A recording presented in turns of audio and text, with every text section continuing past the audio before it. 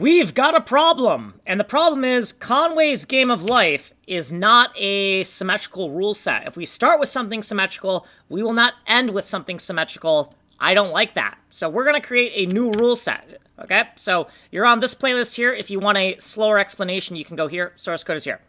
So in Conway's function section, we're going to create rule set 4. And this is an optimization for quicker pattern matching. We're going to have a 3x3 grid of tiles with the current tile in the center. This is going to be the first, second, and third row of tiles, but packed into 3-bit masks. And then we're going to pack all 9 of those bits into one thing. And then it's going to be an optimized way for pattern matching by kind of using these kind of bit-packed values. But I've already spent too much time. We got to keep on going. So these variables in this section are all the same as the previous rule set 3. So this putter and this getter are the same as the previous rule set. These constants are the same as the previous rule set. And then all of these, same as the previous rule set. Now down here, we're not done with this code yet, and we have a little itinerary of what's to come in the next videos.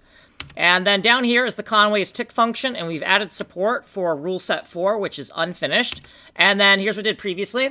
And then here's some footnotes and stuff. And if we scroll down here, we can see some notes on how we want to do the new Conway's Game of Life. And our new Conway's Game of Life is going to be something like this. We're going to match for these tiles around here to either remove or add a tile. And then same thing, match for these patterns and add tiles, right? So, yeah, so some pattern matching and blah, blah, blah. We're out of time. Here's what we did in this video. If you want a longer, better explanation, you're going to have to go to this playlist. I just don't have time here, and I don't want to record this again. So the source code is here. Ways to get a hold of me are here. I'm Kanji Coder. I'm working on Atomic Ivy MMO. It's a fully destructible fractal geometry game. The engine is coded in vanilla JavaScript, no fancy frameworks or libraries, just straight up JavaScript coded in a C99 style with data-oriented design principles. Like and subscribe.